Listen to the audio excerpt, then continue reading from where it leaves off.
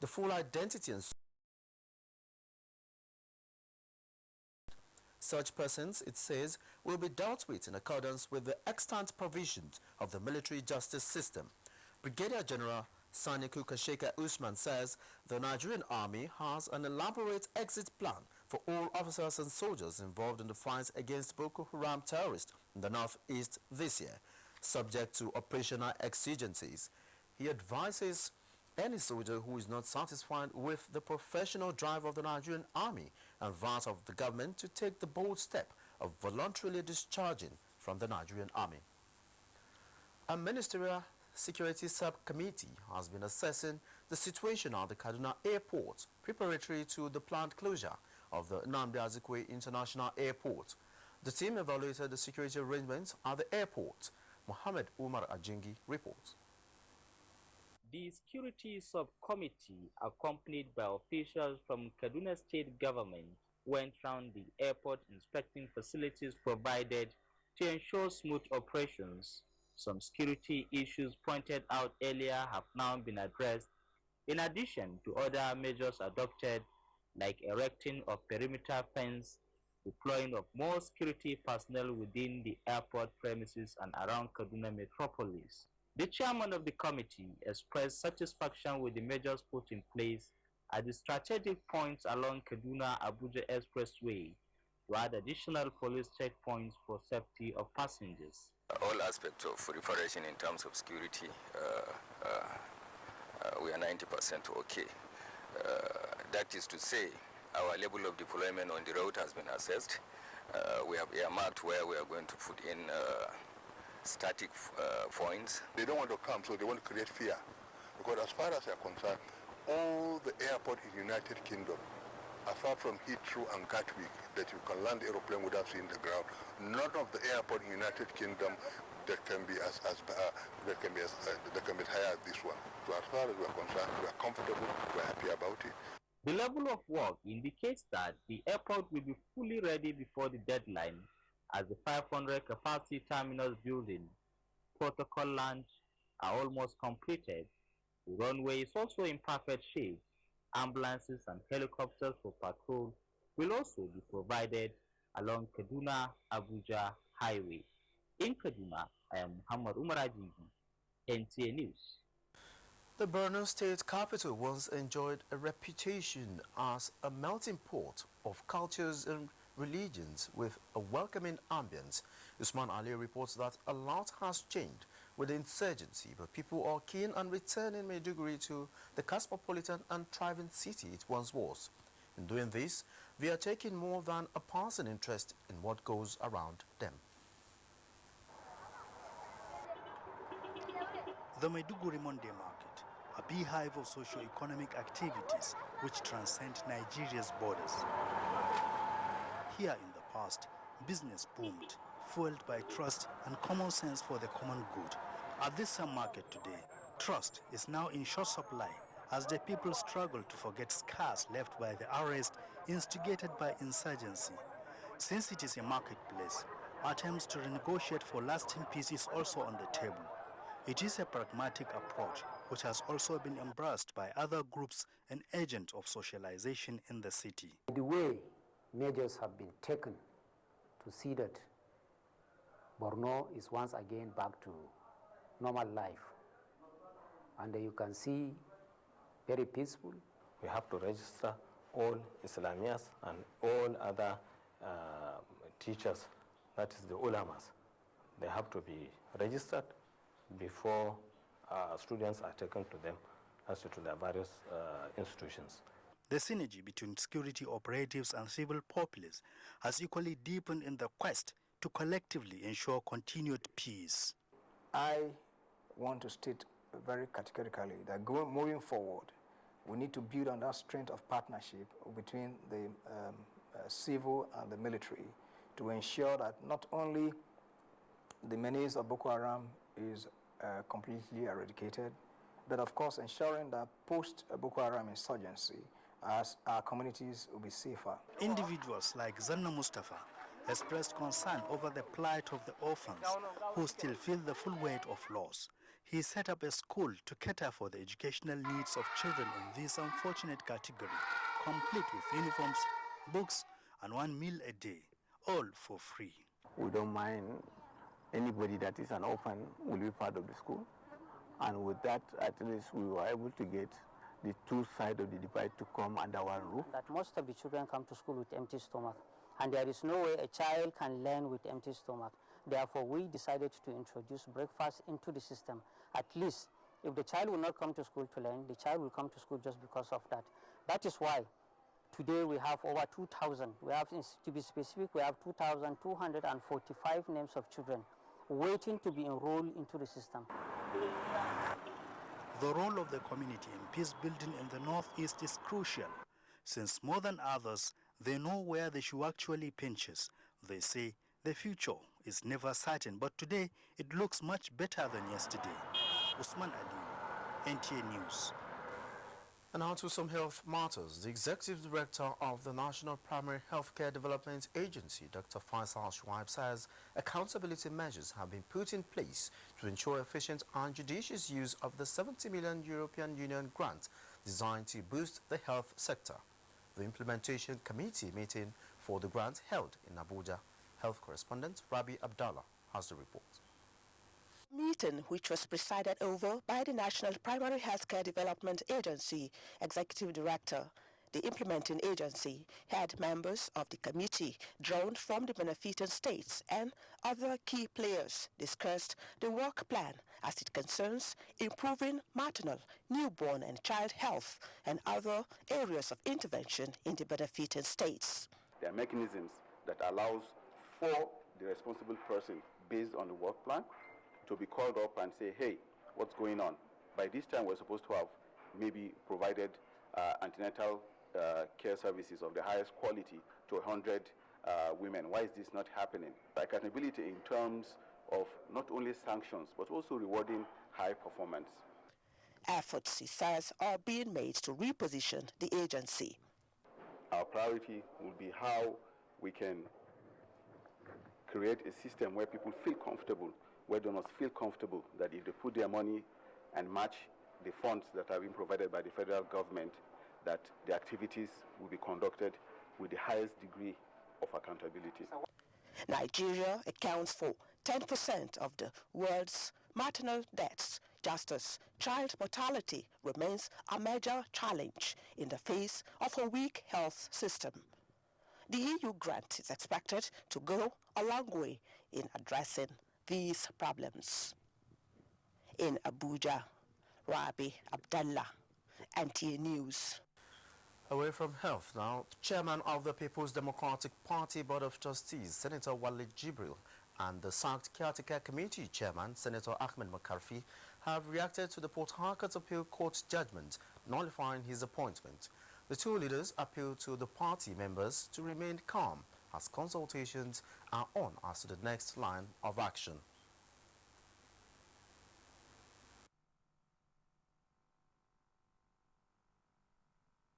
The answer is not to leave the PDP, as some people are contemplating.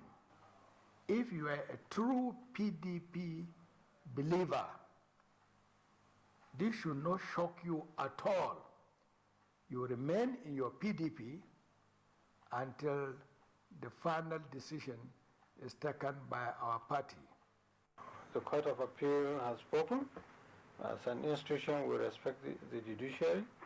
Of course, it's a split judgment, which maybe among them there was no consensus. And we'll study both the lead judgment of the two justices and this minority judgment of the other judge and convert widely. The Court of Appeal in Port Harcourt on Friday nullified the appointment of Ahmed Makarfi-led Caretaker Committee of the People's Democratic Party and upheld the Ali Madi Sharif-led executive of the party. The court said the PDP violated the provision of its constitution and a valid court order in conducting the May 2016 convention in Port Harcourt, which produced the Makarfi-led ESCO. It's also set aside the judgment of the Federal High Court, Port Harcourt, which had earlier invalidated the sheriff-led ESCO. You're still watching the news on NTA International. We're reaching you from Abuja, Nigeria's capital city. More news after the break. Following the approval of the whistleblowers policy by the Federal Executive Council and its launch by the Minister of Finance, Mrs. Kemi Adeosun, patriotic Nigerians have been making inquiries on how and where they could deliver information that could lead to the stopping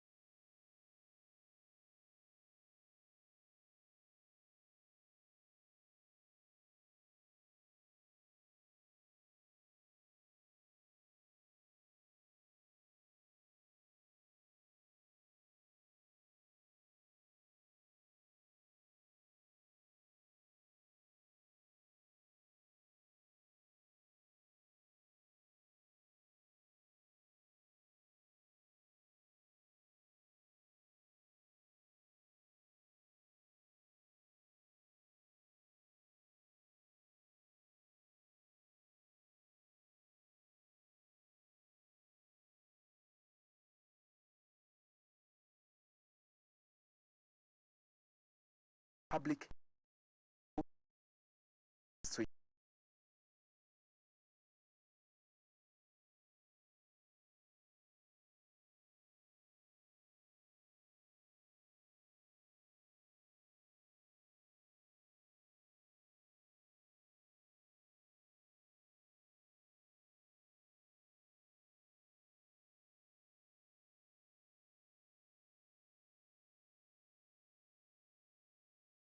with us as the news continues. Thank you very much, Justin. Nigeria's €1 billion Eurobond starts trading on the London Exchange, and Fitch Rating Agency revises outlook for 4 Nigerian banks. Details with Amina Nojem on Business News. London Stock Exchange has admitted Nigeria's $1 billion Eurobond to start trading in London. The 15-year government bond, paying a coupon of 7.875%, is the longest ever maturity for an international Nigerian bond. The offer was 8 times oversubscribed, with the order books closing at approximately $7.7 billion compared to a pre-issuance target of $1 billion. The listing secured high-quality investor support from across the US and Europe and will support Nigeria in financing its long-term infrastructure projects. Let's now take a look at latest closing figures from the Nigerian Stock Exchange.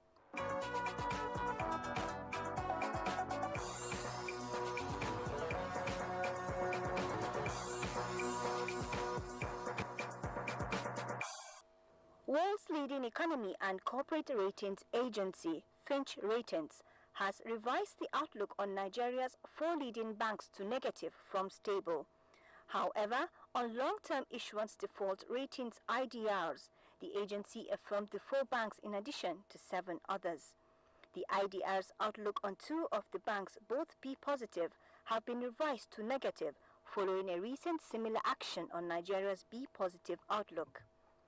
Banks' viability ratings, the IDRs of all the banks, are driven by Fitch's assessment of their standalone creditworthiness as captured in their viability ratings. The IDRs are all in the B range, indicating a highly speculative fundamental credit quality and factor in the bank's weakened credit profile due to challenging macroeconomic conditions and market volatility. And that concludes the business package. I am Amina Nujaim. And on the foreign scene, thousands of people gathered in Gambia for the formal inauguration of the country's new president, Adama Barrow, after a lengthy power struggle. These and more from around the globe with Ilyasu Ali Yakubu. Thousands of people gathered in Gambia for the inauguration of the country's new president, Adama Barrow, after a lengthy power struggle. The ceremony took place Saturday afternoon in a stadium near the Gambian capital, Banjul, had various African heads of state and other regional heads. He was sworn in last month in a low-key event in neighboring Senegal before his predecessor, Yahya Jammeh, agreed to step down. Adama Barrow is only the 3rd president in the history of the country. Meanwhile, the United States of America says the U.S. will be unwavering in its support for NATO. Vice President of the U.S., Mike Pence, told European leaders at the Munich Security Conference in the first major foreign policy address for the Trump administration that the U.S. will stand for Europe always. He said European countries were failing to pay their fair share on defense, and apart from the U.S., only 4 NATO countries had met their 2014 commitment to spend 2% of GDP on defense. Ilyasu Ali Yakubu, NTA News. Let's now take a quick check on Sunday's weather outlook in Nigeria and some cities of the world.